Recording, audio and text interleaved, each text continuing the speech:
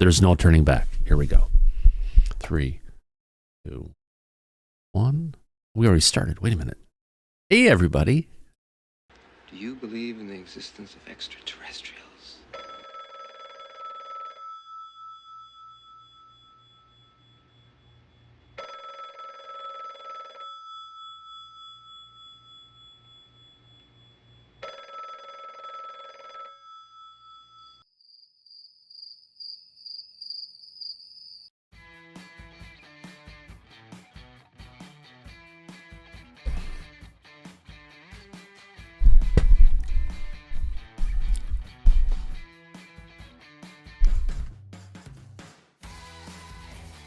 Good morning, good evening, or good afternoon, depending on where and when you're watching this broadcast. I'm Thomas Fessler, my friends, and this is what we hope, Disclosure tonight.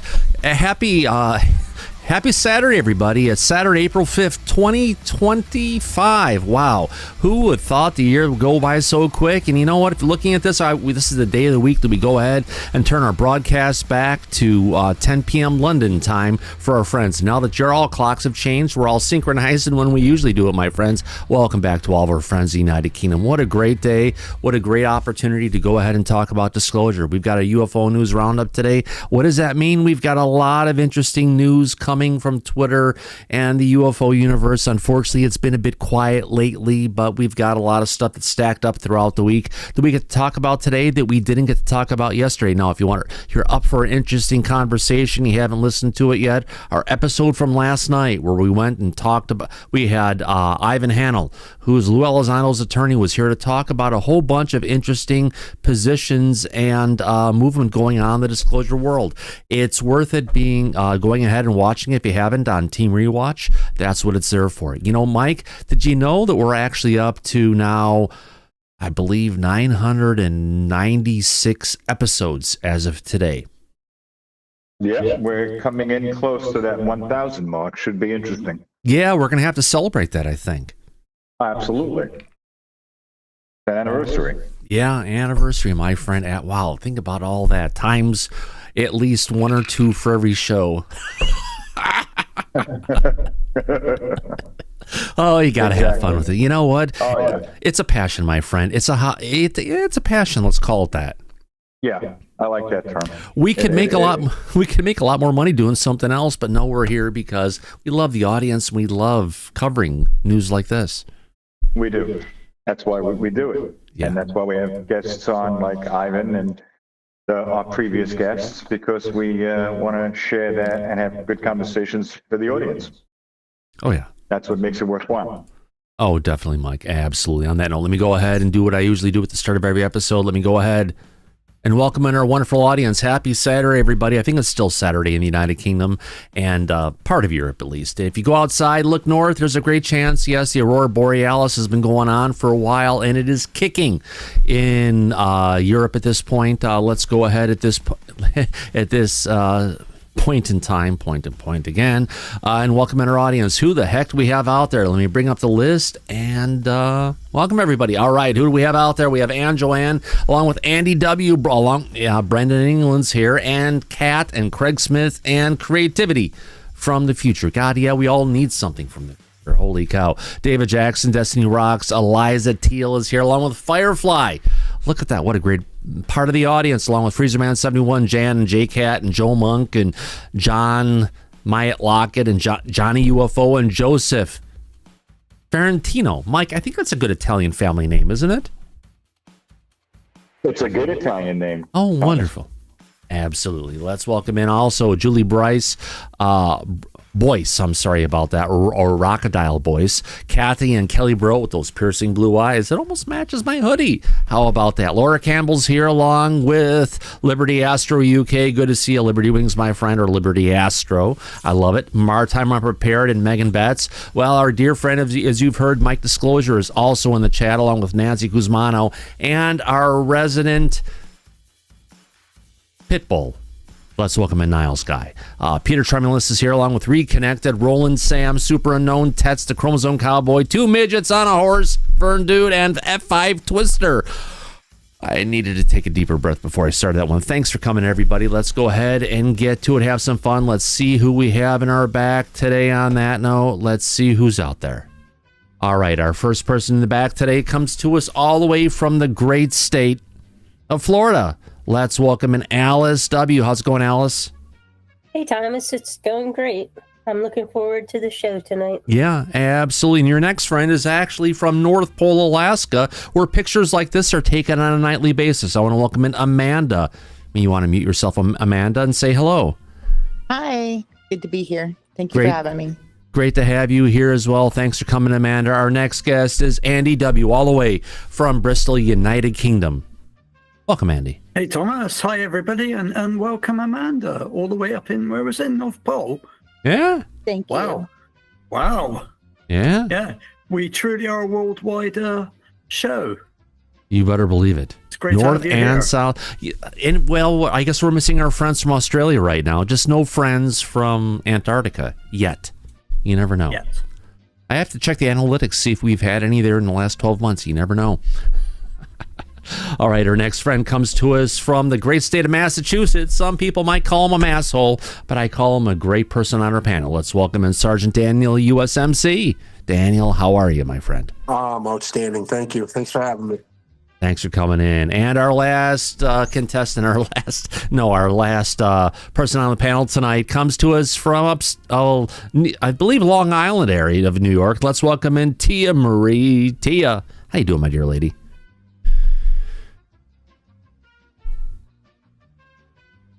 Well, sounds like she's a little preoccupied there, but that's okay. I'll get you, my pretty, and your little dog, too. Not sure if she has a dog, but we're going to go after it. On that note, Mike, interesting Saturday. It sounds like Saturday for you has been a sequel to Fuck You Friday. How's your washing machine doing? Still, is it working or not? No, it's still not working and frustrating the hell out of me, but hopefully new parts will arrive soon and we'll get everything back So on track. how much are you into in parts so far? 250? No, less than that, about under 200. 200, close, yeah, pretty close. Yeah, right around 200. 1/3 of the way to a new washing machine. Well, yeah, not going the new washing machine route when I I know. can salvage the old one. Yeah. And the old one's not that old. It's only a few years old, so I'm not. Yeah, gonna well, put you've in got it scrap apart yet. and everything. Maybe we'll want to consider changing the shock absorbers, because those go out after about 5 to 8 years. So you'll be tearing that baby down again. I really hope not, but they look okay to me. Nothing is leaking. They work fine. I'm going to only fix what I need to fix. I'm not going to fix what ain't broke. Just to bring everyone up to speed, Mike had one of the water lines coming in blow. Yes. And after that was done, not only did that blow up, it actually took out one of the sensors that actually detects and opens and closes the valves coming into the washing machine. That's right. Oh, wonderful. Yeah, when it rains, it pours. It's like always you had something. one problem, take out another, but now you got this one fixed and you got this one fixed. Is that the last one? Do we need to hold a survey for that? Oh, I don't know. You've been down the same road. You know that you can fix something and then have something not work according to plan. You and I share that interest, and some would call it a hobby. Oh, it's called life, my friend. We all deal with it. Either that, or we call the Maytag repairman, and we pay all through the nose over half the price for a new one to get it fixed. It's fun to watch YouTube videos and get it there. Yeah, sometimes they work, sometimes they don't. We've both been through that. Oh, yeah. You put something together, take it apart, and then you expect it to work, and sometimes it doesn't. Yeah. Exactly. So we got an interesting show here today. A lot of things going on over in UFO land, my friend. Well, not really. Some things. Oh God, let me get Brave Browser up. Get up my bookmarks. I got a lot of Twitter bookmarks we have not been able to cover yet. Let me file new window, bring this up. There it is. It's on the wrong window. Let me get this here, get to exit my bookmarks. Yeah, have a fun day ahead of us, I tell you. Let's get to this. Bookmarks. Well, I know we're going to talk about Jake Barber and what's going on with SKYWATCHER. Okay. But I have to bring this up because it's something we've kind of said many times recently. And he's actually taking it as a positive. I know. Here we go with the guest. All right. So, Skinwalker Ranch. Okay. So, responding to coming from Brandon Fugel, who had a tweet out there saying, let me make this a little bit larger so people can see it. Sorry about that. One more. There we go. Conducting new comprehensive LiDAR survey of Skinwalker Ranch following the mysterious failure earlier this week with the previous drone falling from the sky and destroyed after confirming full charge at launch. We are observing further unexplained disruptions. So if you want to bring it back, interesting thing, Mike. If you look at the drone, what they have there from LiDAR, aside from the noise, look how it's taking it. It has the profile and wings, right, of a plane, but it's got drone-like rotors on it, right? Now it's just fixed-wing aircraft over New Jersey that we bingo. So like the stuff we saw, there was it the XP-41 that they had from Terra Dynamics, right? We know the technology exists. So what we're seeing is something that clearly looks like that. It looks like a regular plane, but it also has the capabilities of drone, and we're seeing this in daylight. So around from that, this is just something that's going out, and they're using it, and when it flies, it actually flies in banks like a regular plane. Yeah, interesting. Which would exhibit peculiar flight characteristics. But I wouldn't go. What we're dealing with. Fugel's didn't drop from the sky in New Jersey. No, but let's not call it peculiar. More of it's a new class of platform. Something that has the look and some capabilities of a plane, but it also has the dynamics of a drone. It's almost like, the F-35, or we've had the Harrier where they could take off in one direction and fly in the other. That's almost what we're dealing with. Yeah, vertical takeoff and landing capability with an unusual configuration. Right. It's not actually a fixed wing Right. aircraft. So, interesting update coming from Skinwalker Ranch. They're trying to figure out what's going on there. And Jake Barber actually replied to that tweet. And he said, Skinwalker Ranch is one of the greatest shows out there. It's one of my favorite critiques we get. SKYWATCHER, okay, meaning that, quote, SKYWATCHER is just another Skinwatcher show. And Jake Barber's saying, and he's, it's probably more like Curse from Oak Island. Let's get even more of this genre shows going worldwide, all hands on deck to crack the code of the phenomenon. So, correct me if I'm wrong, in all the seasons of Skinwalker Ranch, have they ever figured anything out yet? Not a damn thing. Nor will they. So, but Jake Barber is saying, thank you to be being compared to Skinwalker, which didn't discover anything. I know. Right. So and we're not being negative. We're not being debunkers or anything. We're just pointing out the obvious for everybody, because everyone should be concerning about the information we get. You shouldn't take anything and just go ahead and run with it. Always do your due diligence. Don't follow along with, we discovered this, or we've got this, or this is the next greatest thing. Wait till you get some science and stuff that goes behind it, because, oh my God, Mike, am I actually saying this? I think I am. Oh. But last time I checked, Brandon Fugel never made any claims that at Skinwalker they would be able to have phenomenon land at their feet and show it live to an American audience. So Yeah. it seems like Jake Barber has been making claims like that and hasn't been able to produce any evidence to support it. Well, Plus now he's doubling down and saying that if anything would violate national security, he won't share it. talking about an audience, have you seen the protests that George Soros funded across the United States today? Really? That many people? Where is that? That's Chicago. The one in New York was just as big. shit. Yeah. Okay. Well, I can tell you here in New York, it's been rainy, shitty, windy, cold all day today.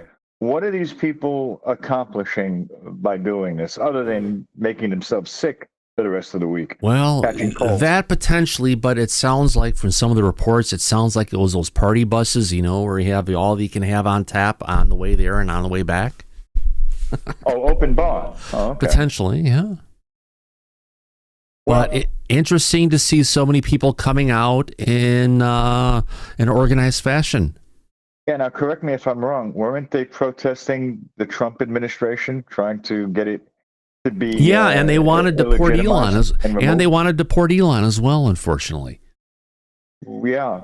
Well, I think they have a who better is chance a of getting legal more American citizen for that matter. So it's kind of Yeah, and the richest man on the planet. So good luck with that. yeah. But hey, I did see a good interview on The View. Believe it or not, maybe it was a little bit older, but it had Bill Gates on there saying about how his organization. Now, we all heard of the Bill Gates Foundation that's out there, right? That him as Melinda used to be a part of, but she jumped off after she found out that Bill was on the Epstein party plane. Right. Many times, but yes, she got away from that guy. But we all thought the Gates Foundation was going and doing all this great philanthropy, taking all the money he earned. No, he was taking all of our money and using it to do these great things. So it's amazing when all the money gets pulled, you see events like this. Yeah, this is just a colossal waste of money and time, and all of these people out there that obviously don't have any common sense. Yeah. That's how I see it. Yeah. But also, when that was going on, we actually have had a G2 Aurora going, has been seen from the space station. Amazing video comes to us from the space station on this one, Mike. Yeah. Looks like something out of a science fiction movie. Oh, gosh, yes, absolutely. Let's keep on moving along. Let's see now. Well, that's old. They're talking about the 21 trillion lost by the Pentagon that they failed to go ahead and disclose. And I think this is over 7 years, 7 audits. They've lost. How did they lose 21 trillion in 7 years? Well, gotta be more than that. It's almost $1 trillion a year for their budget. Yeah. Right. So yeah, that number probably goes a lot further back. Yeah, I think so too. Well, it's a disclosure party and everything's there, and we all want disclosure again. Yeah. Hey, Europe. This is an hour ago. Heads up. Here we go again. The solar wind parameters are yet again favorable for upper mid-latitude aurora. The BZ, which is this signal here, is slightly negative, around -5, which means the sky is bright, even with moonlight. But a strong substorm punch may come through. But you know what? It's getting dark. You're in Europe, in Finland, different parts of Europe right now. Sweden, you should be able to go outside, get out your camera, and record it. This is one of the record times we've got going through it. Now, Mike, remember Bill Nelson? Oh, we love Bill Nelson, don't we? Oh, you bet your boots. Bill Nelson from NASA. Yeah. The Amway salesman, the man who knocks on your door and you can never get to leave. So he's never heard of AARO? Yeah, No shit. well, I'm not familiar with them. Administrator Bill Nelson replies when asked by ASAPOL UAPs. Let's see, I think I'm in the right browser, so I should be able to go to it. And where's the link to his site? Oh, here we go. All right, everybody. You're going to get this uncut, unedited, because if I mention that the audio quality isn't good, I'll let everybody judge for themselves, Mike.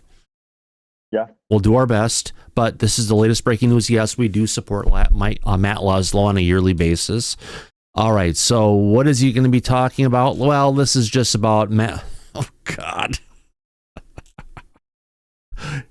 Welcoming him into the retirement facility. We need to get a proper quote for this. You're the next contestant on The Price is Right? Maybe. All right, let's play this. All right, here we go. Welcome to the Ask a Poll UAP Okay, I'm going to jump podcast. past the I'm your commercial host, at the Matt start for those Laszlo. 30 seconds. How do you think that group AARO was doing by the time you left? AARO. I'm not familiar with that. It's the All Domain Anomaly Resolution Office. I heard that one. Arrow?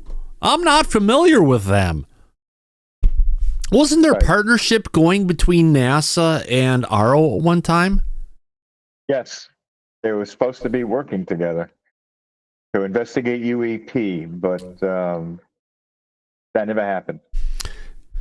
Yeah, they took the guy who was in charge of it, shut him down, vacated him from the position, and did not refill the position. If you don't have a team leader, what are you going to have? Nothing. Same old bullshit. Yeah. Nothing new with that. Well, listen, speaking of AARO, since we brought it up. Let's finish this. Last night, well, just real quick. Last night, we mentioned that Ivan, who joined us, was at a meeting in D.C. to have Chris Mellon, Lou Elizondo, David Grush go and speak directly with AARO now, after all this time. I think that's, I've said it before, I'll say it again, them going out of their way to speak with an organization like that they have all spoken out publicly against, it defies logic to me. I can't explain it. Mike? No, I want to thank Tim Senor, Anonymous Rex for this wonderful super chat. Starting off the super chats tonight, Tim, I appreciate that. Now, getting back to AARO and Lou Elizondo and others, going and talking with them. Now, you got to remember, Mike.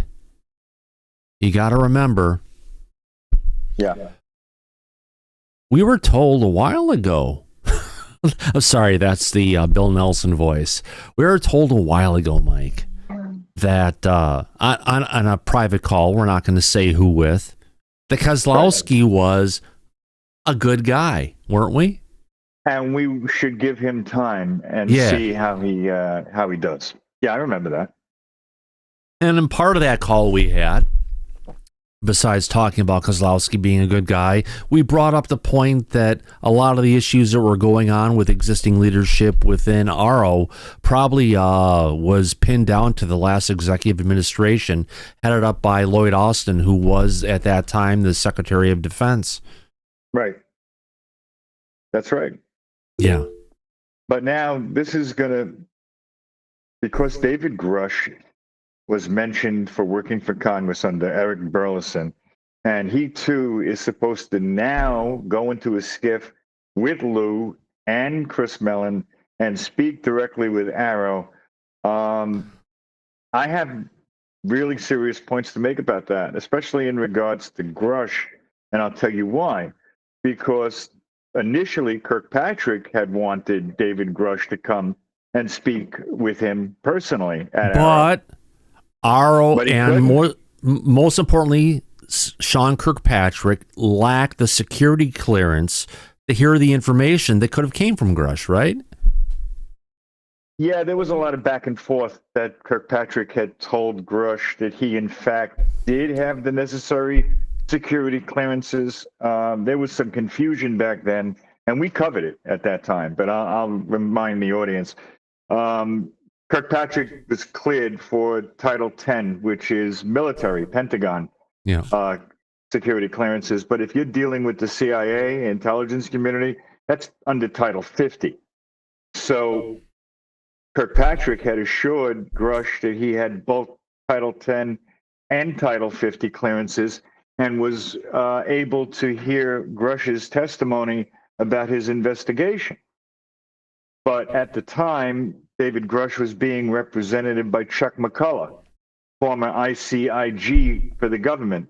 And as his representative, he informed Grush that AARO has a mandate to investigate all things UAP.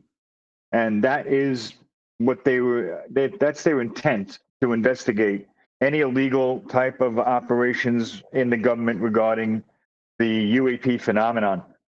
But if Grush was in possession of information that tied UAP special access programs to be embedded and hidden within prosaic special access programs, AARO is not authorized to hear that testimony or that information. Not at all.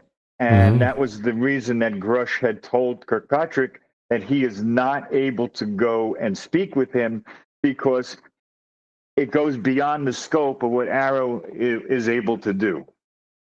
So it was a gray area as far as if the government has been hiding these programs for 80 years within prosaic programs, then an organization like AARO is severely limited in the scope of what they're actually able to hear and look into. Now, the reason I brought all this up is because I don't believe anything has changed from 2 years ago to now. And if it didn't, then that means Grush is still unable to go before AARO and discuss anything about his investigation, because we're both aware, you and I, that the government has been hiding these UAP special access programs within and embedded in, nested in regular government special access programs. So if nothing has changed for Grush or for AARO, like the scope of their investigation, which to my knowledge it has not, they are still unable to hear anything that Grush could say about this. Regardless if it's in a skiff or not, they're still not authorized. So I don't know what the hell is going on, and now why they're looking to move forward, including Grush, and testify to AARO, because nothing changed. So they're still at the same impasse. Well, no. There has been a change. Granted, Susan Goff is still in her position, unfortunately, as a public affairs officer for the entire United States government for UFOs. God, I would have wished that beautiful woman. God, she's so pretty, Mike.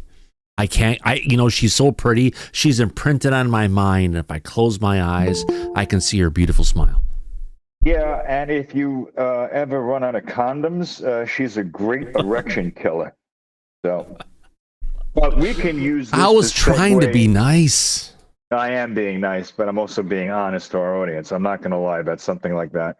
Come on. It's like saying Maxine Waters, what a beauty. Oh, God. Yeah, if you like that sort of thing. But I'm not one that... Did she play Esther on Sanford and Son? Oh, maybe. No, I don't think she was pretty enough. Oh, if you want to use that term, which I wouldn't, but okay. But listen, we could segue from this conversation with AARO and testimony from Grush and Lou and Chris Mellon, and we could pull up the document that states what the government's position is on UAP information. What do you think about that? Oh, I think I've got that here. I was just bringing up messages from you. Here we go. All right. So this is a piece of information. We've got the full document up here. It's basically a secret sauce that came out at the end of the Trump administration. Working so well, but what were they saying? Okay, so oh God, let's just go ahead and bring it up. Why not? Yep. 1 second. All right, here we go. Coming in from a document that was internally circulated within the United States government, and I believe it was when back in 2020, like July 2020, right? Correct. I believe so. So, theme, classification levels of UAP information. First bullet point, the Navy intelligence activity has published a security classification guidance to protect the integrity of the investigations relating to UAP. Remember, Mike, there's nothing here. There is nothing to be seen. We've got some more documents we'll bring up, because what are they going to say next? Information obtained in whatever form and from whatever source involving UAPs is classified. Is that what you were talking about, Mike? That's exactly what I was talking about, Thomas. Any imagery, including stills videos obtained by the Snoopy teams of any observations, is considered classified and should be handled as protected accordingly. And last one, investigations into identified incursions into military space involve various intelligence methods and agencies and should not be discussed. So this is a document that tells everybody to go ahead and shut their fucking mouth. Yes, it is. And we covered this when it occurred initially. Oh, yeah. As far as, if you remember, the first UAP hearing they had with Scott Bray, who was in charge of naval intelligence. Yeah.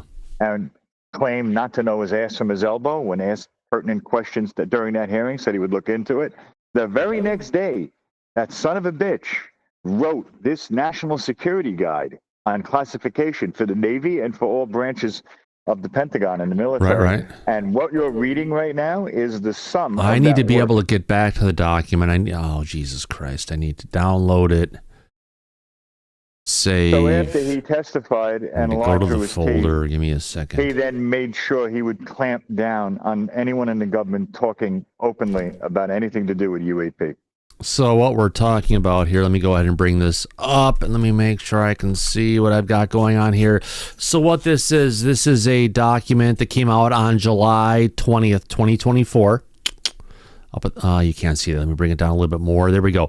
July 20th, 2024, called the Chine Fo briefing card regarding unidentified aerial phenomena, or UAPs. And this is a document that was sent out to all PAOs, public affairs officers, like Susan Goff. Apparently she is at the top, Mike. Wow, Yes, she is definitely such a beauty. Let me see if I can find a record of her around here. I know I've got it somewhere.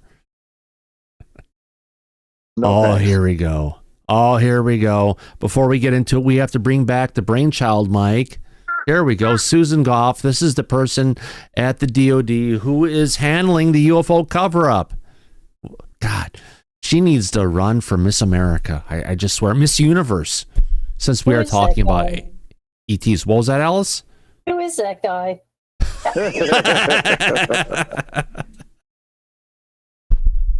Oh yeah. Oh, this is for Susan. Basically, talking about a number of reports of unauthorized or unidentified aircraft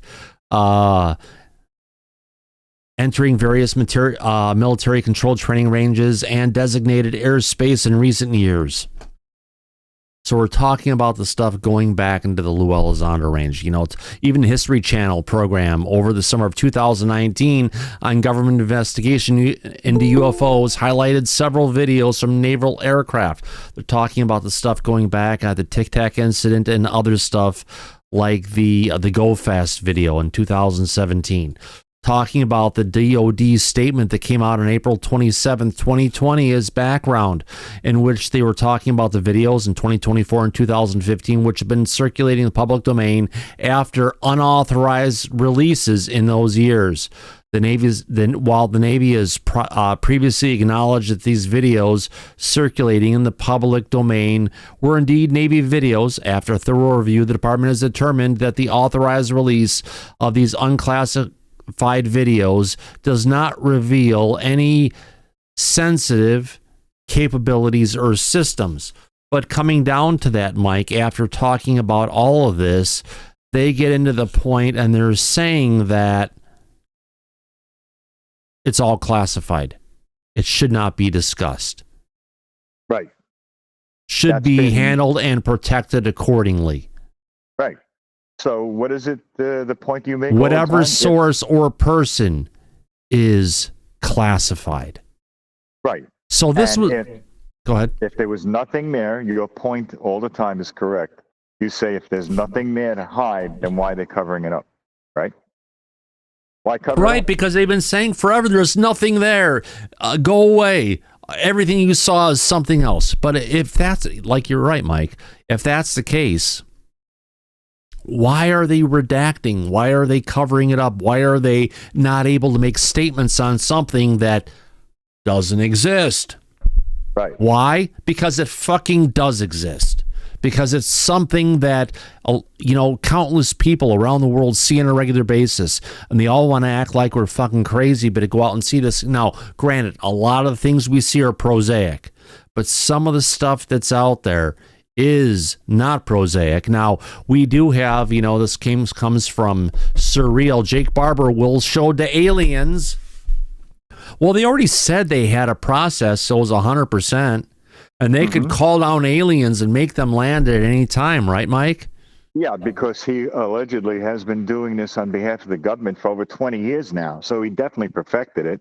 Show Now the he's going videos. private. Show Yes, the please. proof. Make it happen. Don't turn it into the next Skinwalker Ranch, or even worse, the mystery of Oak Island.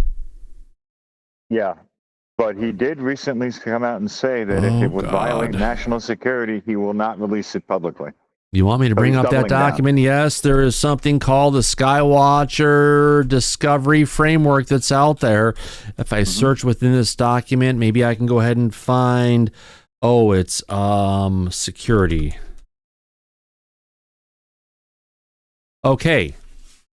Releasing interview and data. This is like a 50-plus page document they released recently, right? Right. All right. So here we But go. you have the summary of it, right? Well, not the summary. This is from their part of the document, et cetera, that I'm bringing it up. Talking about releasing interview and data. Transparency and scientific peer review are critical to building credibility. Now, not bringing out the data before you have peer review means you're trying to hide something. When you get the data and you record it, release it to the public. Let everybody know. Make a true open source, but they're not. No. But it must be done responsibly. Well, responsibly means we're going to hold back. We're not going to get this out there until we feel the data represents the position we're pushing, which means there could be a lot of crap and a little bit of cream that goes along with it. They only want to release this, not everything else. And that's fine. But if what you're doing... Oh, Laura Campbell is on this one, Mike. She's saying, did Matthew Pines help write that? Oh, God. You mean Peter Thiel and his Yeah. billions? Yeah. Okay, so we are prepared. It's not good. I mean, it didn't stop him from releasing that egg balloon video of his. Oh, you mean the one from Stephen Greer? Yeah, that's the one. Man, DC Muscle still gets around even though he says he's straight. There's a lot of questionable actions coming from that guy, I tell you. You've got that egg video. The thing came down and tried to pick it up. Everyone thought it was real. Everything thought it was great. They all thought it came from Jake Barber, and it came from another source, Stephen Greer, but that just wasn't really brought out by News Nation, unfortunately. Yeah, they didn't want to shoot themselves in the foot. It's because it's a credibility killer. That's why. They're not stupid. No. So this is where we sit currently with disclosure. Oh, let's finish on. We only got a sentence into this, so let's move on. We are preparing to release an in-depth interview detailing our electromechanical signaling research. This means it's a dog whistle that they have potentially to call this stuff in. Or is it more like chumming the water for sharks? Alongside device that they'll try to sell to the public. All right, alongside controlled data releases. Controlled data releases sounds like controlled disclosure, doesn't it, Mike? It really does. Rather than just bring out the data and make the dump and say, everybody, the data's there, go at it, figure out, and let us know. We're going to go ahead and go through the data and make sure we're controlling specifically the data we want to let out. Yeah, don't control anything Ivan said to us last night. Just bring it all out. Well, it sounds like they're spiking this thing, right? Oh, yeah. Covering their ass. Yeah. You better believe Not having to produce any results or anything like that. Yeah. Now, getting into this, the key terms I was looking for, okay, we are preparing in-depth review of an interview detailing our electromechanical signal research along with controlled data resources. The controlled word is the magic word we don't like. Now, but due to national security considerations, we must ensure that we are not inadvertently disclosing any information that would compromise U.S. government capabilities or censor technologies. Wait a minute.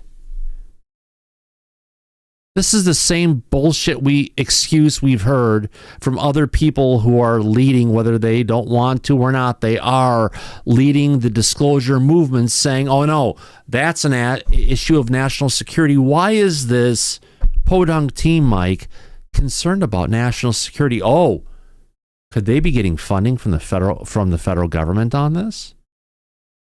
Well, some of the claims that Barber has made early on is that he's actually being contracted by departments within the government and funded and also allowed to use military locations, facilities for the work that SKYWATCHER is doing. That sounds a lot to me like they're in the pocket of the government. Yeah, and thus data will be published in stages, allowing for careful review before broader public distribution. I thought everything was going to be shared up front with SKYWATCHER. Isn't that what they claimed up front? Initially they did, yes. That obviously changed from then to now. Not a good sign, if you ask me. Well, it's just a sign that, Mike, additional barriers are being put in place to block us from the truth, which is all what we want. Some people don't believe, a lot of people believe, and we're all somewhere in between. I know I'm in the center, Mike, with you. We just want to know the truth. I don't care about what people are arguing about back and forth. We do because it's kind of fun. But the truth of the matter is we just want to see facts. But as soon as you see, we're going to be filtering the facts, and we're going to determine which facts we're going to deliver out to you. Yeah. And when Barber first came out and did that interview with Ross, he claimed that the government tried to kill him and that he has abandoned any of the work that he originally did for the government, and that he technically doesn't exist because the work that he did was not just classified, but he doesn't exist. It was under a different identity and different things that can't be proven, and tried to spin a tale like that initially when he first came out. So if that was his claim back then, why is he so adherent to national security for the government now? It goes against everything that he said when he came out. Makes no sense. It's not logical to me.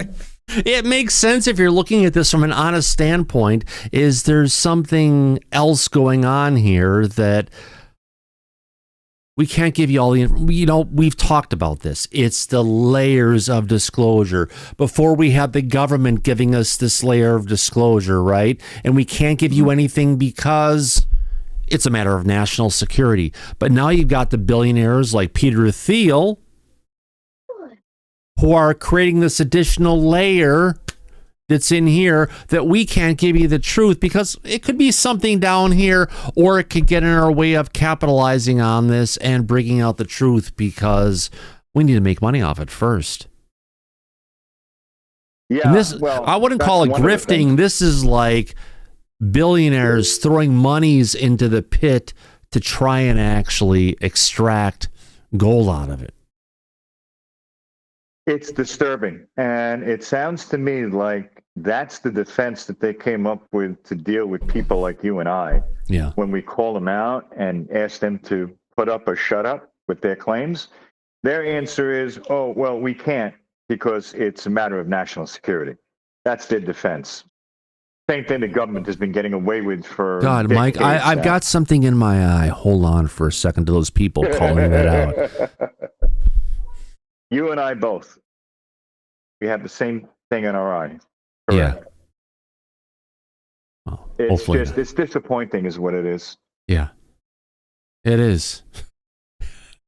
I won't go there. Really? Ashes. No, we're going to go down a bad rabbit hole if we. Oh no, there's continue. a worse rabbit hole I could take you down, but I'm not. And to keep us from getting there, I'm bringing out a picture of our dear friend.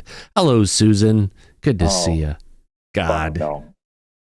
Should I save Mike or not save Mike? You're safe. You're safe, Ashes. Go ahead, my dear lady. You're safe, Ashley. I'm just saying there's not enough Viagra in the world to compensate for that. Oh my gosh, I don't need to know. Okay, so anyways, I love to follow the money. Money. And you guys probably know who this is better than I do, but looking into this in the beginning, because I only had like 2 minutes to look into it and I need more time. But so far, I found out Alexander Clokus of Salt Fund is the main investor for SKYWATCHER. So who is Alexander Clokus?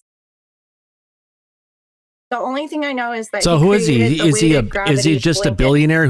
So it's not Peter Thiel. It's Alexander Clokus. We saw him.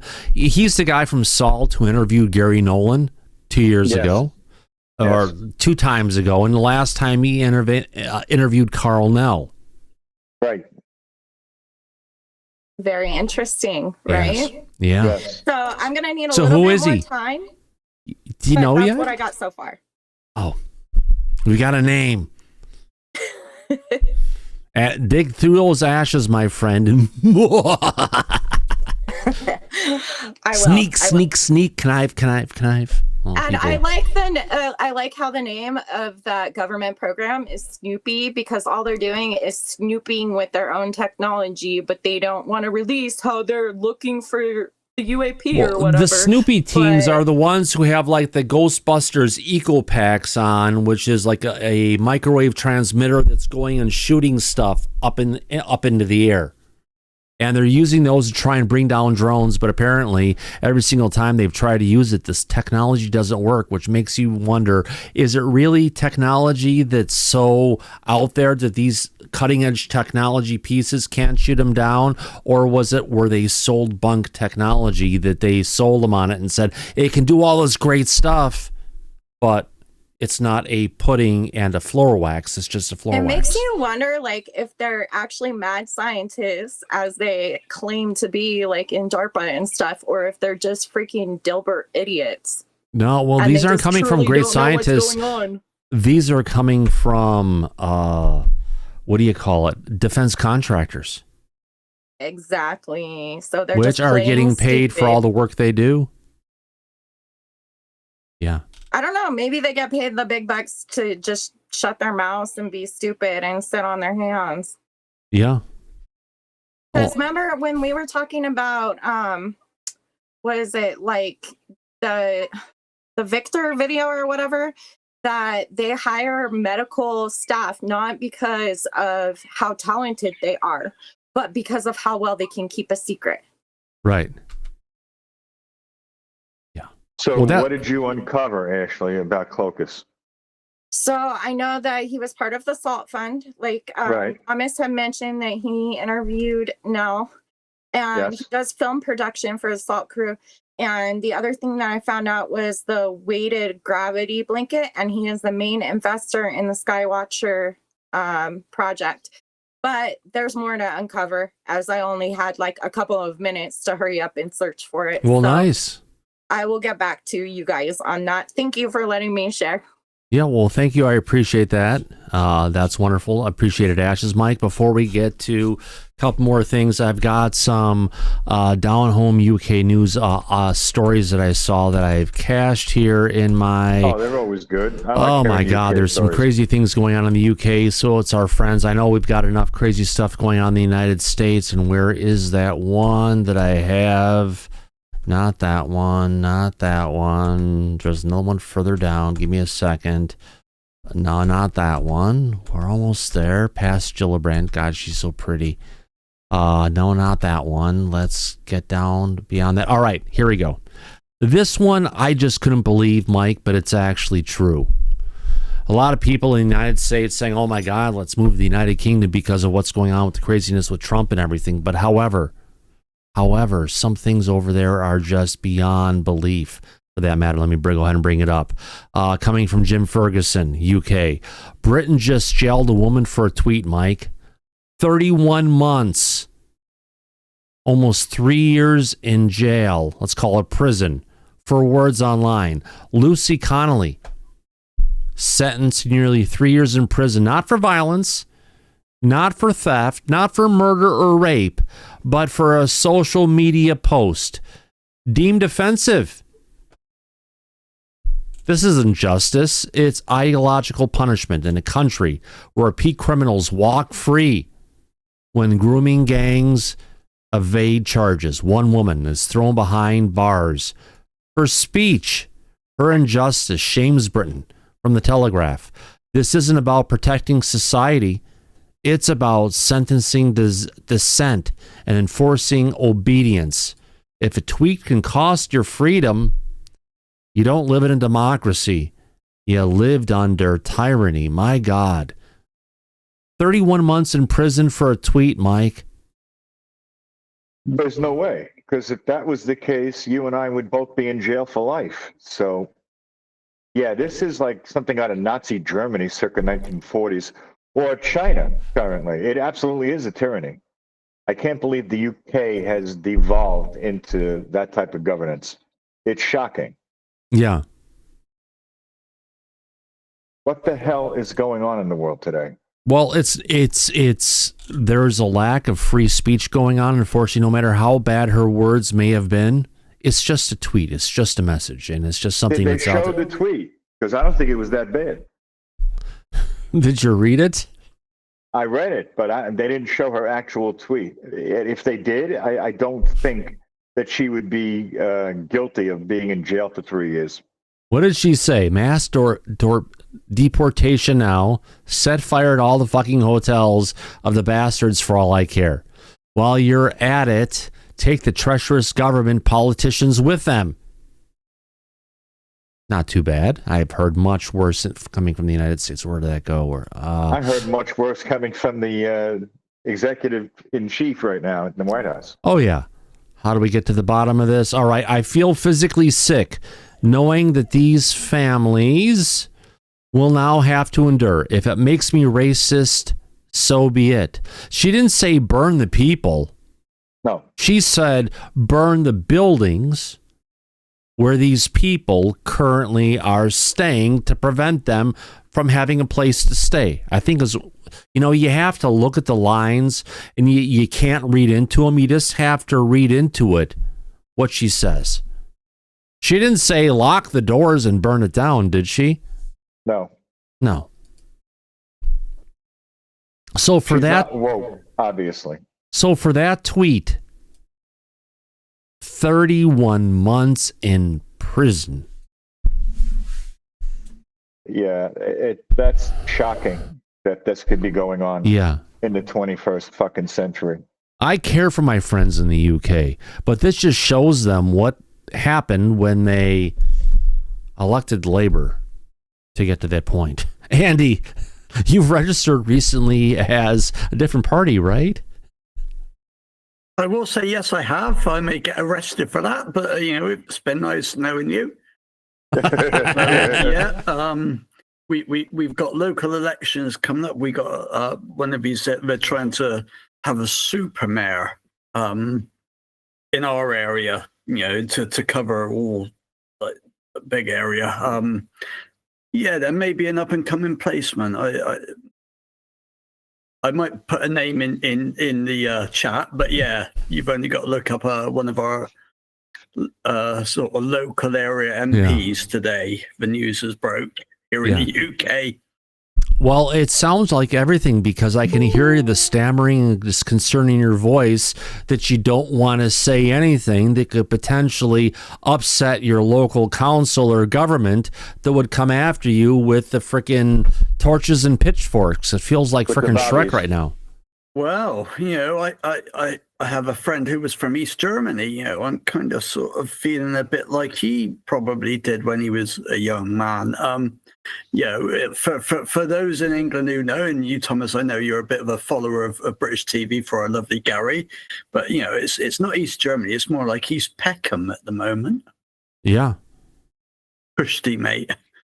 Yeah, I appreciate your comments on this. I know I don't want to pull you into anything that could potentially harm you or your family for that matter. So it's just some scary stuff. But I've got more, Mike. I've got one more story I want to cover. But I'm sure there's a lot more we haven't uncovered yet. Yes. Actually, I think I should have a video on this one. This isn't the one. Well, no, that's not it. There was another one I had. Here we go.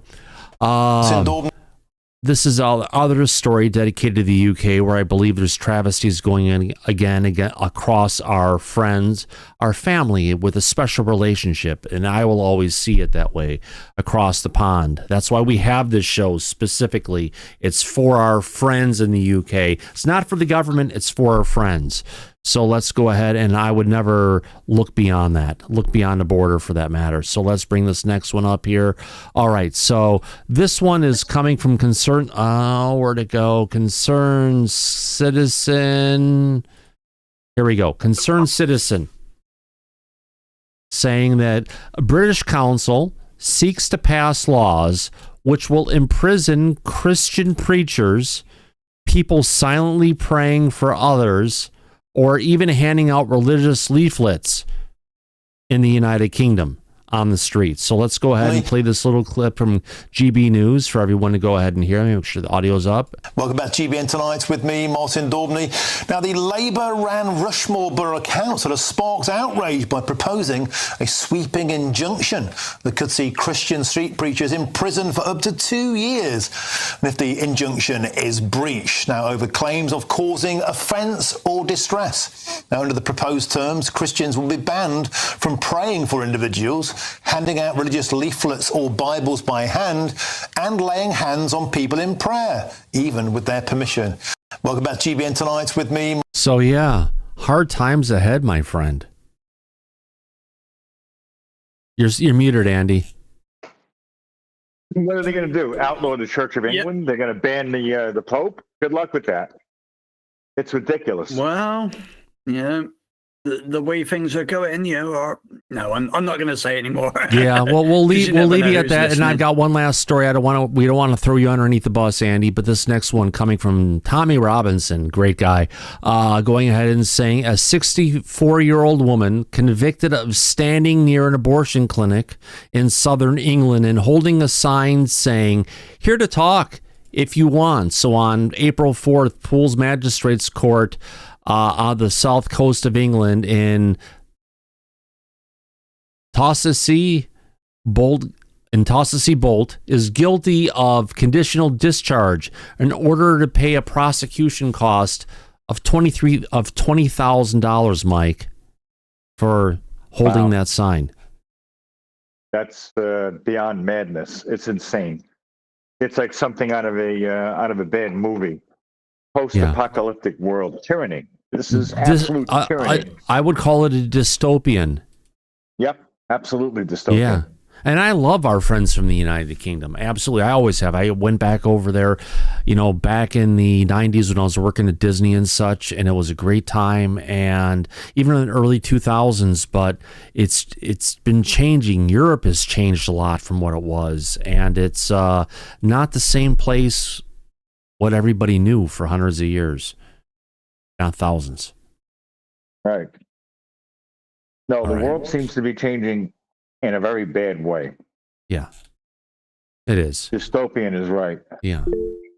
But Tia, go ahead. So I know that I don't understand how more people are not outraged and boycotting the government. You don't have to put shit on the internet to boycott the government.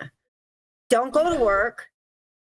Don't just do it all by word of mouth. Show them who's boss. Don't go to work. Yeah. no mail, no But hospitals. money, I know, but money these days is just hard to come by in the United Kingdom, and to tell everybody, I guess it could come down to a general work stoppage thing, and I don't think that's beyond what they've pulled in the past. But you just have to unite the people of the in the United Kingdom. Unite who? It's literally two sectors. It is Western Christians and Muslims. So Christians can't say anything anymore. They can't pray on anybody. Forgive me if I'm upset, but I'm really, really upset about it. But yeah, you can have a Muslim mosque blow shit on a blowhorn in a different language, okay, to people that are, it's not their country. It's foreign to them. It's an English-speaking Christian nation, and they can do that. But my Christian English brothers and sisters are being arrested. It's bullshit. So yeah, they need to boycott everything. Like, make it uncomfortable for these people, all of them. Yeah, but when the problem is you have the support coming from the leadership and the current government party and the prime minister, it's people need to unite, and I think it's getting hopefully close to that situation. Yeah, and the way that they're going to unite is by boycotting him. He's one man, right? And you know what? Yes, you can't control an army that you no longer have control over. If the people all get together, right? Like that's what a revolution is. We've done it since the beginning of time. People have rose up and literally taken care of people like that. Like throughout time, we have literally changed regime. We've had empires fall and new empires begin. It's time for that to happen, because what's going to happen is that we already see the dystopian over there with allowing the rape of little white girls to go on for God knows how long. I got you. We got you, my friend. It's something that's going on. We'll have to get to it. And it's a very touchy situation. So I appreciate your feedback on that, Tia. Freezer Man, you have your hand up before we get back to some UFO news? I guess not. Mike, let's get back onto this one here if we can. All right, so one more thing.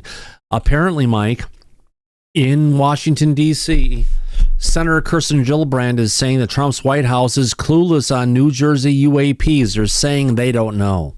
Now, we did talk about this a little bit before the show today. I think they do know, and they're just not sharing the information of what was going on. And I know you have an opposing thought on this one. What say you? I can tell you that we covered here on the show when Trump had made his campaign promises and was speaking out publicly against the Biden administration, that during the drone flap that you and I covered at that time, and Trump said that the American people have a right to know what the Biden administration is hiding from them. Right. And this information should come out publicly. And he also said, he said specifically that they know what's going on. And the people of America deserve to know. Yeah.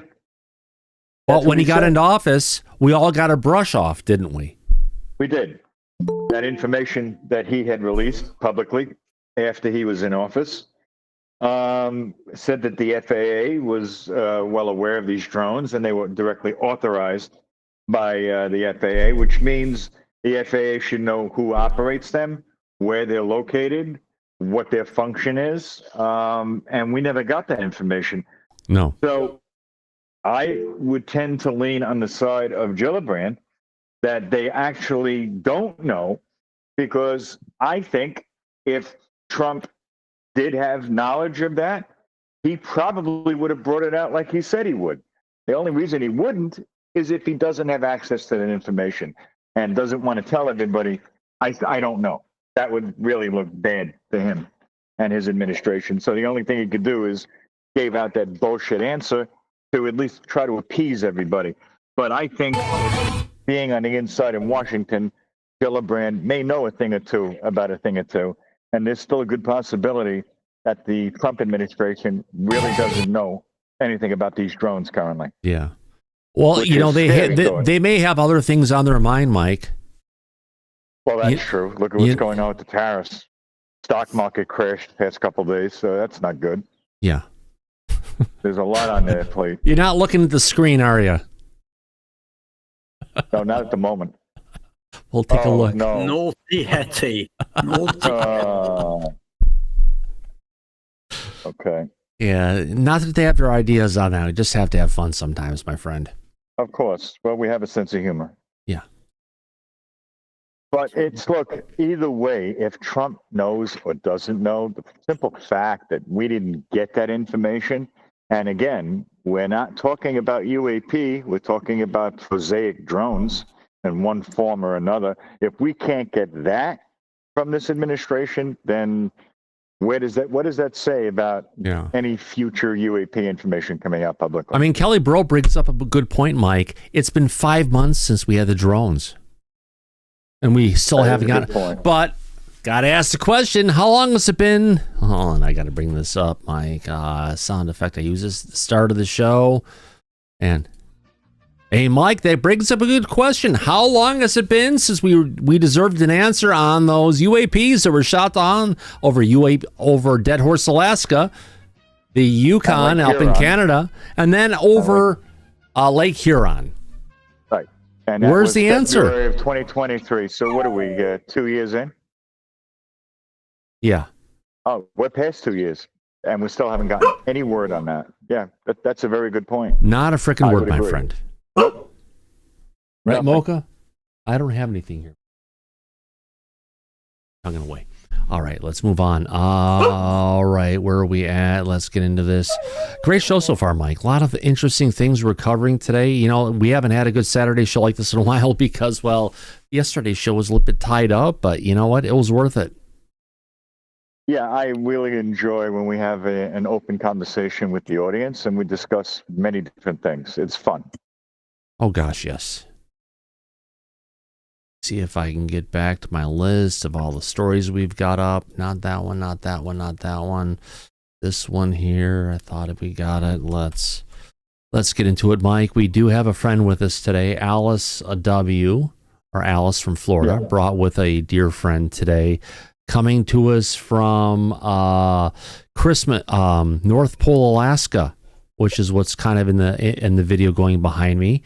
Amanda, what's it like visiting a place or living in a place where you've got such a great display going? Granted, this isn't from you, but it's from that area, from up in Alaska. It's really beautiful here. I mean, it's pretty magnificent. It's polar opposite of where I'm from in Florida, but it has its own amount of beauty and it's unbelievable. You've shown the Aurora Borealis, and when you see it, it's just majestic. It's unreal. Yeah. And it looks like by some of the pictures you sent across, it's something that's out there, something you've seen on a regular basis. Yeah, it's just something we cover here. It's something that I have a passion for, something I've only seen really once so far. And it was an amazing light show over our heads in the Pacific Northwest here last year. How many times have you seen it so far? Oh, a lot.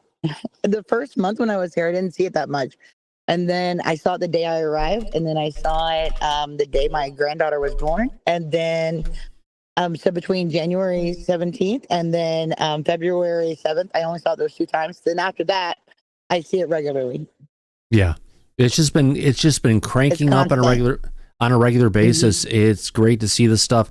I've been hanging out with a lot of people in the overall Aurora watching community, and it's just something that you see sometimes that it's just like an amazing, I don't know, it just has, I'll call it a consciousness aspect or just a life-changing aspect. Yeah, you feel that. You definitely feel like that's alive. Yeah. Andy, you have your hand up, my friend? Yeah, basically, from somebody from the United Kingdom who's never ever seen the Aurora, I'm extremely jealous of you, Amanda. That looks absolutely impressive as anything. Yeah, Thank you. You're very, very lucky to live somewhere like that. I live in the city. It's a lot of light pollution in the UK. We've had these Aurora down over here. I've never ever seen one. I work nights. I'm out on my break in the middle of the night, and it's just so light polluted. Yeah, something I'd love to see. Now, these are some of the pictures I've got from you, Amanda, that you've taken and shared with us to go ahead and share on tonight's stream. Is that the house where you're living at right now? That was actually a frozen lake. In those little huts, those are fishing. People are ice fishing in there. I got and you. That's Yeah. the Aurora above. Nice. Very beautiful. It's just an amazing sight anytime you see that kind of stuff going on. Ashes, go ahead. Okay, so something interesting that I found, because I told you guys I was going to dig into this deeper, is that this is really kind of wild. It says Cloakus has moderated discussions at events with government connections, such as the 2019 World Government Summit in Dubai, which is hosted by the United Arab Emirate government. Additionally, Futurism partnered, that's one of his companies, with the White House for the 2016 South by Southlawn event under the Obama administration. So you're talking back about the situation going on in the information about the guy who's from SALT who's funding SKYWATCHER. Yeah. Gotcha. This is crazy. Nice. It's just interesting to me. And then it's, so it says, so Futurism, one of his companies, partnered with the White House for the 2016 South by Southlawn event under the Obama administration, indicating collaboration, but not necessarily funding. But we all know how that stuff works. Yeah. I'll take you to lunch for this business. Well, it turns out we have a nonprofit for this, and go ahead and give us some money through USAID, but that seems to have filtered off. Well, also the Knight Foundation is something else that I have to dig further into. Yeah. And then I don't know, he's really smart though with business for sure, because he does blockchain and all kinds of stuff. It's kind of crazy. We'll have to check that out after we're done with this. Appreciate that, Ashes. Yep. Thanks for that. So, Amanda, how much longer are you going to be up in the north? And it's a great opportunity to go ahead and see the things going on with the Northern Lights. It's something we've even gone ahead and start featuring on some of our shows here for Disclosure tonight, like our title card, because it's just something. This is just from last night in the same area up in North Pole, Alaska. If we would have gone out last night and done an exposure, this is what you probably would have seen. Yeah, I caught some last night.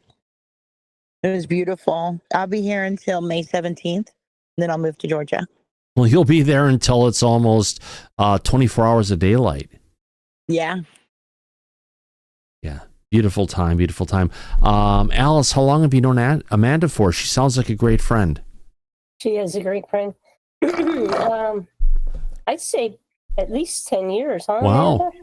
Correct. Yes. We met in psychic class. Oh, yes, nice. Correct. Yeah, we both do that. Interesting. In fact, Amanda's very strong psychic, and I'm strong when we work together. Oh, wow. It's like the Wonder Twins. Yeah. Yeah, the energy grows. Yeah, absolutely. Yes, when we're together, it does. We have some tapes I told you about, talking to the ghosts at the May Stringer house and things like that. That was Exactly. Amanda and I that did that. Exactly. Great time. So I appreciate you going ahead and stopping by tonight, sharing some of the images you had and some of the experiences. Yeah, I've caught light beams. I've caught so many different things, light flashes in the sky at night. I catch so much stuff. It's unbelievable. Like the one that you showed where we were on the frozen lake and the people were ice fishing. Yeah. That same night, I caught a picture where there's like a squiggle in the sky, and then there's like a light beam going down into the forest. Oh, yeah. It was pretty amazing. Oh yeah, You there's should a have lot of that. amazing pictures out there. This one was just, let me get this together right here. This one was just taken last night. There's just a lot of solar storms that have been going on out there. A lot of people running around with really high-end cameras, catching all the different videos. But one of the things I want to bring up, Mike, is a clip you shared with me earlier today with regards to the new technology that's been, if you want to call it, potentially unveiled by Kawasaki. Oh yeah, that's a very interesting one. Yeah, scientific aspect that we can talk about. It's a good clip that goes with it as well for the audience. Yeah. Let's talk about it. Well, we've got the initial clip. Let me go ahead and bring this up. This is a video clip that's been shared by Kawasaki with regards to it. Granted, this is a clip that was created in 3D. It kind of shows the possibilities of what Kawasaki is envisioning for this platform. Actually, let me download this. It'll be easier for us to view full screen. 1 second, I'll be right with us. All right, let's open this up. Okay, so Kawasaki has a new platform. It's out of the way, that out of the way. Let me go ahead and bring this up so we can go ahead and see it. That kind of is different from anything else we've ever seen on this planet, Mike. I appreciate you go ahead and bring this to our attention. Oh, it's by all means something that's very interesting, and I think most people would want to know more about this. I know I do. So let's go ahead and play this video. Let me throw on, who knows, we might get hit, but it might be worth it. Let's just put on just fair use 1, level 1. Here we go.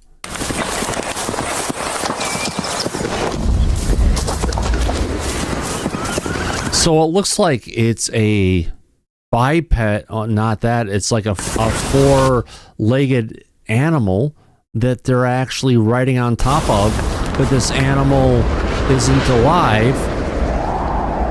The creature that they have is actually something that's coming from the labs at Honda. Supposedly it is, if you want to call it, powered on hydrogen. Not sure how long the charge is going to last for, but they've got an interesting view of potentially what they're trying to achieve with this technology. Now, it's not just some 3D videos that are out there. Let me go ahead and bring this around. Let me get into it from the actual tweet. Get into that one. I don't want to get into there. They're showing another video, a video that shows fuel, path balance, and lights and trail night for safer rides for the direction they're going towards. They actually showing where the actual mechanics and AI intelligence and fuel platforms work within the potential system. They're showing there's their rider, if you want to call it, attachment platform for people to put their legs on it, showing how the technology is going to go ahead and move. Interesting enough, but if we get past all the 3D renders, they've got a video, Mike, that's showing the technology that they pulled the links off of. But here's the thing. All they're showing right now is just a simple movement going of the actual object versus actually going ahead and showing the vehicle in action. So it seems like it's more concept than anything. It looks like it could be a cool platform, but I guess the proof is going to be in the pudding. Yeah, eventually when it comes out to market. But it could create a new fad. People would find it interesting. It's like using a piece of technology right out of a science fiction movie. Yeah. Okay, really right quick. from the screen. Moonshadow, isn't this supposed to be a UFO channel? Yeah, we're covering UFOs. We cover technology and other stuff. And if you ask me, this looks like more of an alien technology than what we've got out of any kind of a rideable platform in the world. That's true. Plus, we're a news program, and we cover various subjects in the news for the audience. So everyone is welcome. And if you're not happy with the content, no one is forcing you to stay. Right. No, we do encourage our people to go ahead and give us a like and a subscribe if you're having a good time. That's what it's about. We try to cover UFO news for as much as we possibly can, but as we've seen, Mike, disclosure overall with the general public has, well, interest and news coming out has been waning as of late. Like we discussed earlier, the current administration had made campaign promises about bringing the truth out. And so far to date, we have as of yet to see any evidence or proof of that. It's been we speak about it. Right. It's been quiet, but all we can say is just go ahead, hold up, wait a minute. There's a good chance we are going to get something out of it, but just sometimes we just have to be a bit patient. Granted, Elizondo was talked about years ago. He's been saying for the longest time, disclosure is a process. It's going to take a while, right? It's not go find a hobby. It's not a sprint. It's a marathon. Yeah, go get a hobby for the next 5 But years. he's still saying that today, which is just like, are you kidding me? 8 years later. Yeah, he gets a lot of criticism for that. But You there would are think. reasons for it.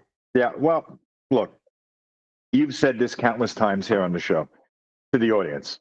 And that is, if everybody is sitting back and expecting the government to fully disclose their knowledge of this topic, it's going to come from the top down, meaning the executive branch. Right, Yeah. Thomas? Right. Run with him for about 30 seconds, Mike. I'll be right back. Go ahead. Yeah. So if we don't have the commander-in-chief officially declassifying the information that the government has been in possession of for decades now, we're not going to get the truth and transparency about disclosure that everybody has been looking and waiting for. And that is the reality of it. And there's nothing that anybody can directly do to change that. If the executive doesn't want to move forward with that currently, all we can do at the time is sit back and wait for that day to come. Now, there is a task force in the legislative branch in Congress run by Representative Anna Paulina Luna. They recently did the JFK hearing on the 80,000 plus pages of documents that were released. And she also announced the other day that there's going to be an upcoming UAP hearing to bring out publicly what the task force has been doing in regards to that. So until we have more information, until we see hearings like that come forward, we don't know what they're going to present. We don't know what they're going to unlock or declassify and what they're going to bring forward. One of the other things is that they now have David Grush working directly for Representative Eric Burleson in the Congress, who is on the task force and also a member of the UAP caucus in Congress. So with David Grush's guidance, they may be able to find information that up until now has been buried.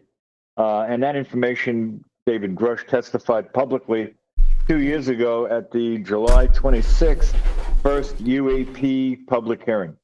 And his testimony was groundbreaking with the information that he brought out, that he exposed that the government has been hiding this entire time. So with all of that, moving forward, the potential is there that we may get some of the information that we've all been looking for and waiting for.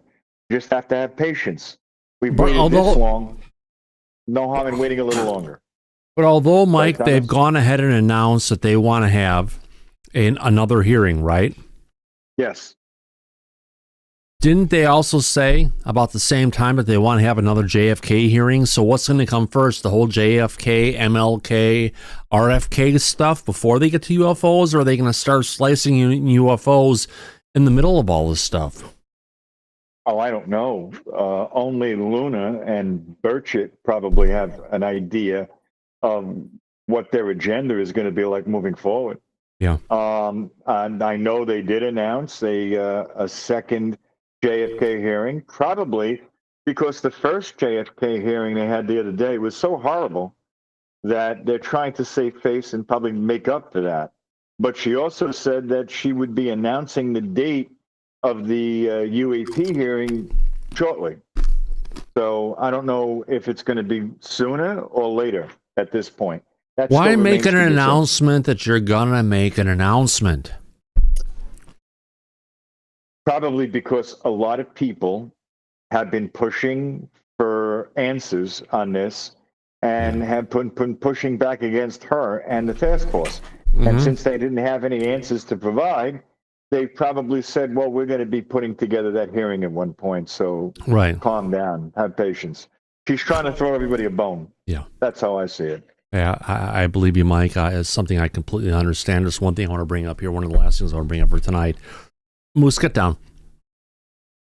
All right, let's go ahead and look at this. Where is that at? Let's get to it with guest. All right. So coming to us from Disclosure Party over on Twitter, former Pentagon official Christopher Mellon released a signal exchange with a senior government official who confirmed that investigation into classified UAP programs is ongoing and that a 1950s Air Force memo is being used to provide legal cover for continued UAP secrecy. Now, Mike, this happened back in 2020. Right. But what I don't hear is, why aren't people going ahead and complaining that issues of national security were being discussed on Signal back in 2020? Everyone just accepts this into the record and it goes on. And if you look at the classification levels of what's been in place by the Department of Defense, more importantly, Susan Goff, it sounds like the conversations that should be had or shouldn't be have been had, and more importantly, it's been on Signal. Right.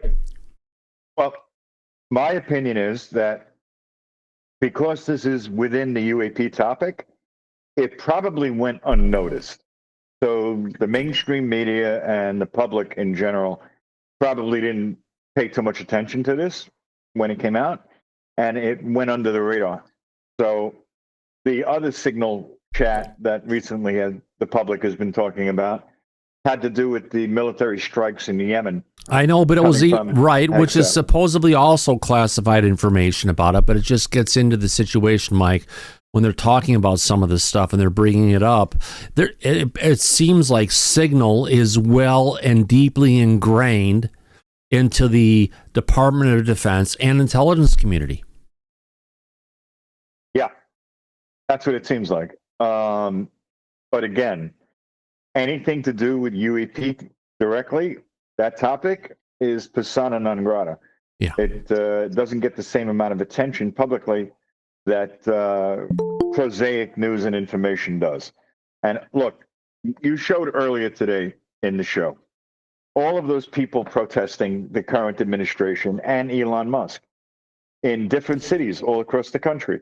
That is the public and how divided we are as a nation that is out there dealing with their feelings against this current administration. You're not seeing people of that size and magnitude out there in the street about the UAP or NHI topic, are you?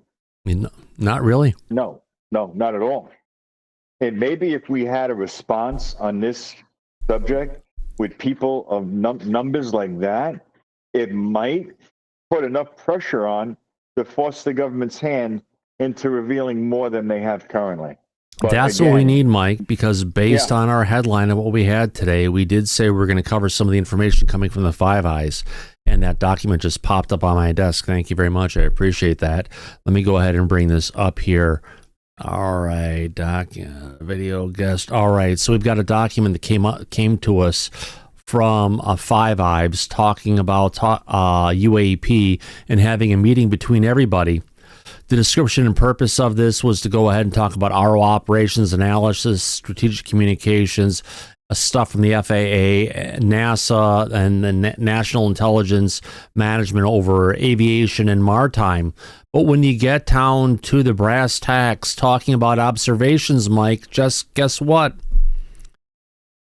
For something that doesn't exist, why is it all being redacted?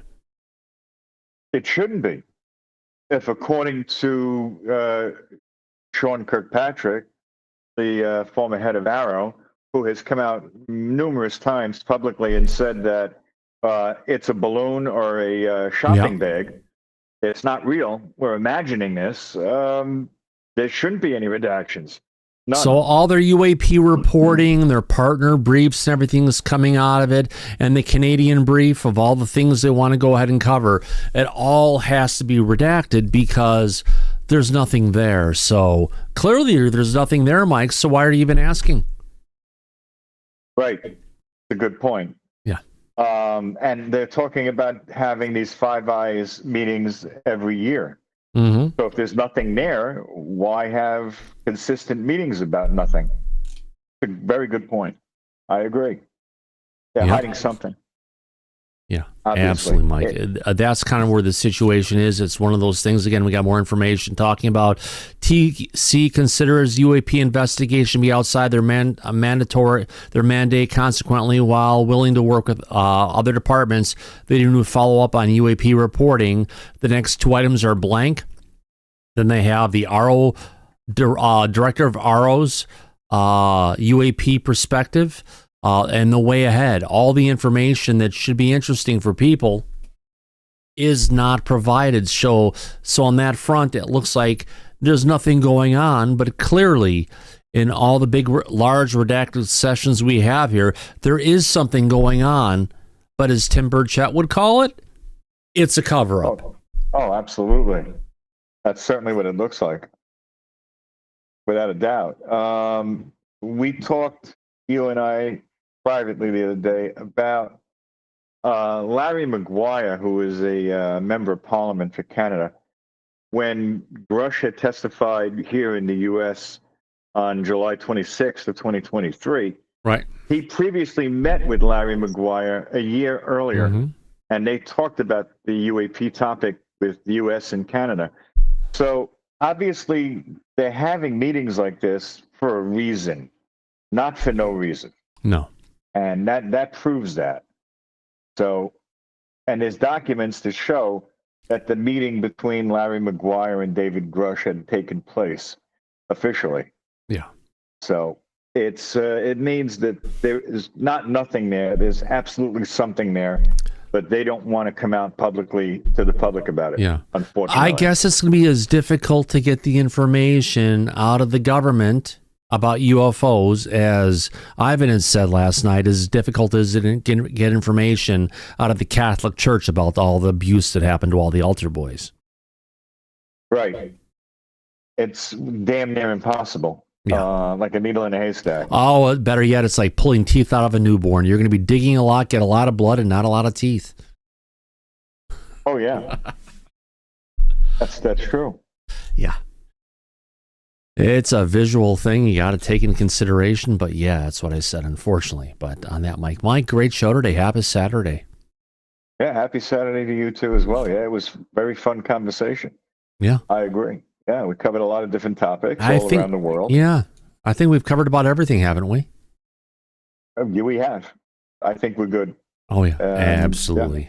On that note, I want to go ahead and thank all the people that gave us super chats today. Where are we at? Oh, where's that slide? There you go. We gave us super chats today. Let's go ahead and take a look and see. I want to thank Anonymous Rex for starting off the super chats today. Thank you very much, Tim. David Williams, who had a super chat from the United Kingdom. Yes. We'll never stop showing Susan Goff's beautiful pictures. Brennan England, I'm in for 10. Thank you very much from Australia. And Tony D, $2 from the United Kingdom. Thank you very much for everybody for your love and support. I want to thank everybody in the back for coming in today. And Mike, I appreciate you coming out here today. Oh, my pleasure. It was a lot of fun, Thomas. Thank you for putting all this together. Yeah. And as we usually say, Mike, at the end of every episode of Disclosure tonight, eyes open, no fear, be safe, everybody, but go back to Party City where you belong. Absolutely. We'll catch you on the flip side. Good night, everybody. See you Monday. Take care. Bye-bye.